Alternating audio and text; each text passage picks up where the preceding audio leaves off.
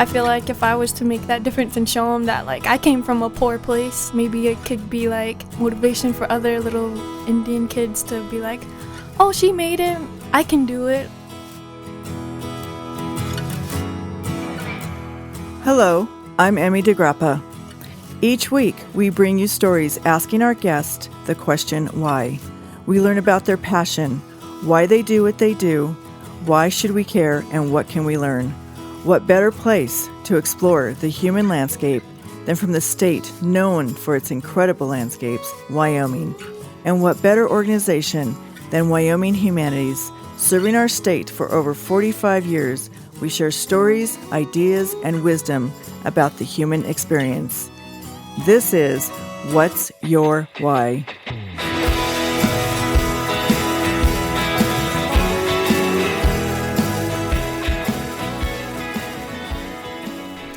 Today, we are talking to Jacoby Hereford, Jr. He is a student at Central Wyoming College, studying business administration, and he is Eastern Shoshone. Welcome. Hi. Tell me, what made you want to go to school and get an advanced degree? What made me really want to go to school is to obtain a lot of knowledge and bring it back to my community and help my people. And what do you think makes you different, being a Native American and growing up? Did you grow up on the reservation? Yes, I have. How does that make you different than non-natives? What do you think are the differences there? Growing up on the reservation, I feel like the families are much more closer than non-Native Americans. I feel like we have a lot of support from each other. And when we leave the reservation, we kind of go away from all that support and we feel the need to come back to the reservation. So you feel a desire to return to the reservation after you graduate? Correct. And what do you think in terms of getting a business administration degree? How does that really help? I mean, what kind of skills are you going to bring back to the reservation that is going to make a difference? I hope that one day I can be one of the leaders or come back and work as one of the executive directors and help direct one of the programs. So in your understanding, what makes you a tribal leader? Do you want to be a tribal leader? Is that the goal? It's one of my ambitions, but also I wouldn't mind being an executive director of one of the programs. So when you say, I'm going to get a business administration degree, what kind of business? What kind of business can you do on the reservation? Well, that's like the main question. There's not a lot of job opportunities that we have on the reservation. With that being said, there isn't really much opportunities with job-wise, but to come back with a degree and, hopefully encourage and motivate others to do the same would be my main goal. If there was a need with your degree in business administration, what kind of business are you going to develop? Besides just being really general, but do you have a specific passion? Not for business. I do get the question a lot if I want to run my own business. I'm kind of just looking for something that's kind of already there. Okay, so what businesses are operating on the res? Well, we have the Tribal Employment Rights Office, known as the TARO. We have tribal complexes. We have finance buildings that, I think would be a great opportunity to step up and help work those. Do you see that an education helps bring people out of poverty? I think so. I think it helps them, get the feel of being off the reservation and being able to leave and go out there and, come out of that comfort zone and just be themselves. What do you think are the greatest obstacles facing young people on the reservation? I think one of the main obstacles is having to leave your family. Some of us have different family situations, deaths, people have, families they have to come back to. It's not drugs and alcohol and poverty that are keeping kids from advancing in their careers. Do you think that plays a part in it? I do. I feel like it kind of does change the decisions on some of the younger individuals we have on the reservation. Maybe a business opportunity would be to open up a counseling center for young people who want to leave the reservation but don't know how to do it. Yes, I think a counseling center would be probably the best option in this choice because it would help the Native American youth think of other things, like think of all the things they could accomplish without drugs and alcohol around. So what are like the big dreams that you see young people having in terms of how can they stay on the reservation, but how can they be part of the non-native community, but advance themselves without losing their culture? Well, like myself, I've grown up on the reservation and just becoming more involved with the academic stuff they have, like clubs, student government association. I think that's what helped me. Do your peers encourage you, like the people you went to high school with, do they encourage you to go on? Yes. Is there a stigma that you're getting a white man's education? Yeah, it's something like that. Do you find that a challenge? Yeah, it's a challenge. I feel like some natives feel like, we just kind of get our degrees for ourselves. But, in my case, I'm coming back for my people to help my community grow. What do your mom and dad say about that? They encourage me all the time. I have a really good family support, as well as people I look up to that motivate me, such as my grandparents and just other family members that got their degrees. Oh, that's good to hear. Thank you. Yep, you're welcome.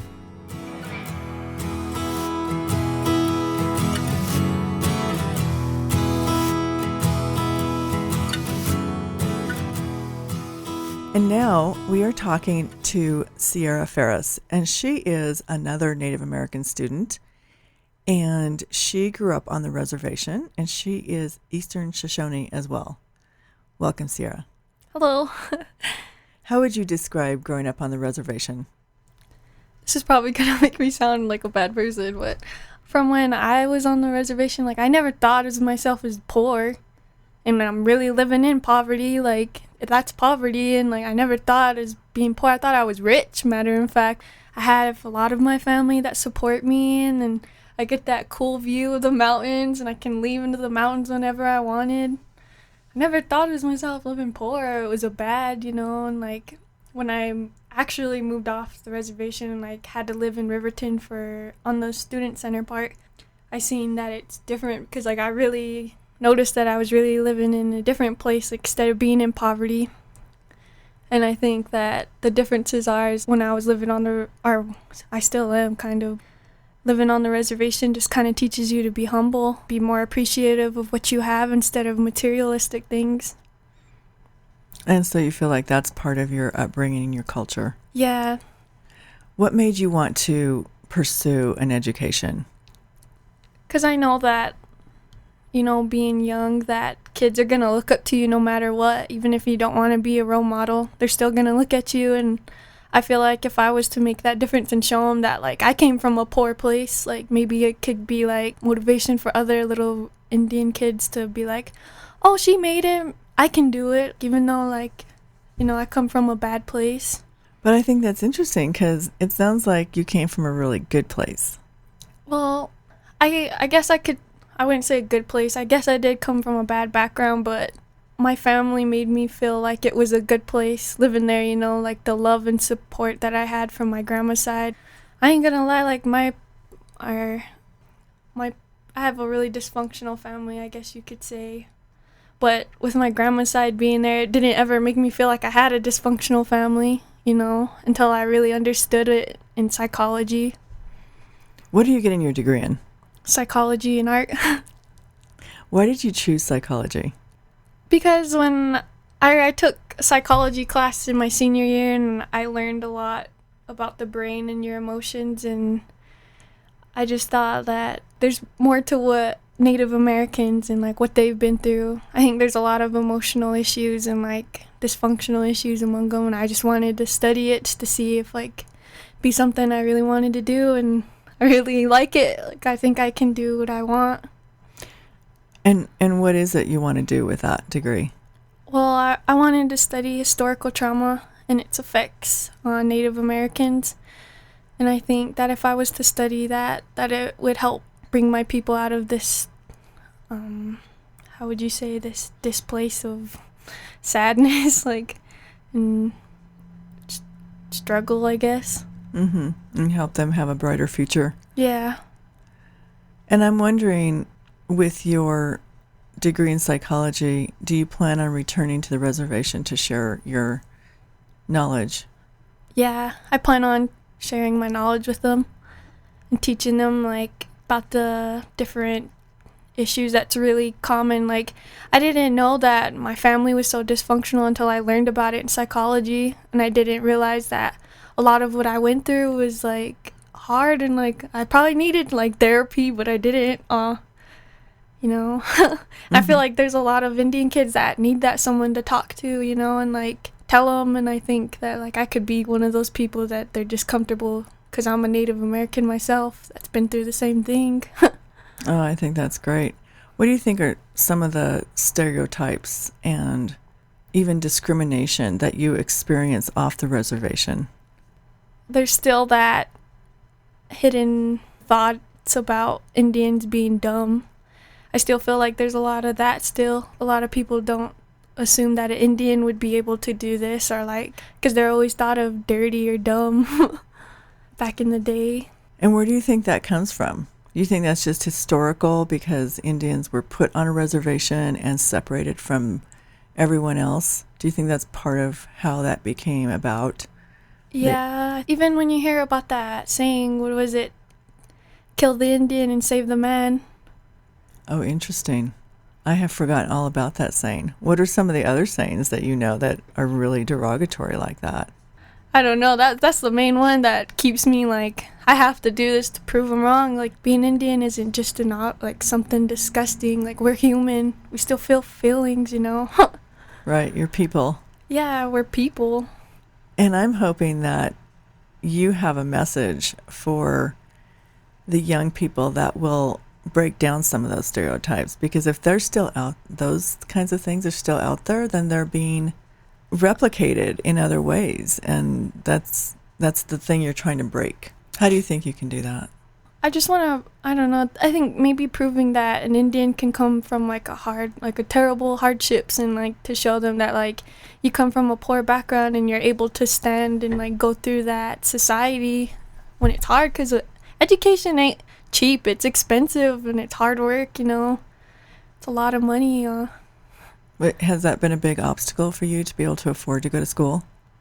I think that's a lot of obstacle, or that's like the main obstacles for most Indians is money. Thank God I got scholarships from my own tribe. Not everybody gets that scholarship, you know. Do you have to have a certain grade point to get a scholarship? What are the rules?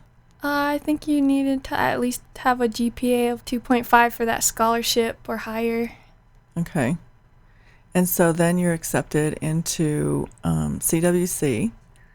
Can you get a 4-year degree in psychology at CWC? I'm pretty sure you can.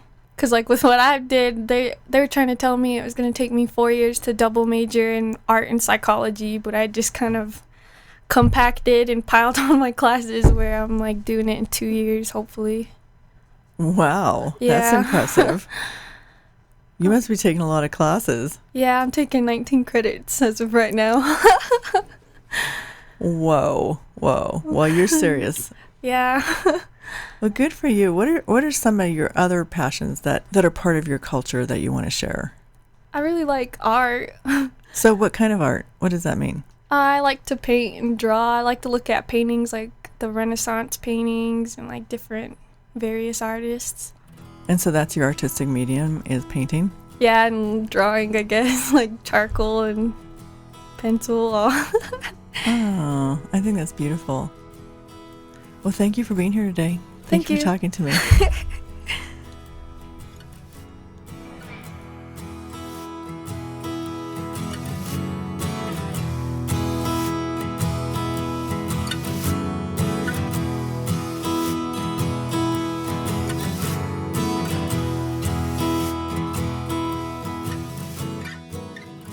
Thank you for joining us for this episode of What's Your Why, a production of Think Why, Wyoming Humanities.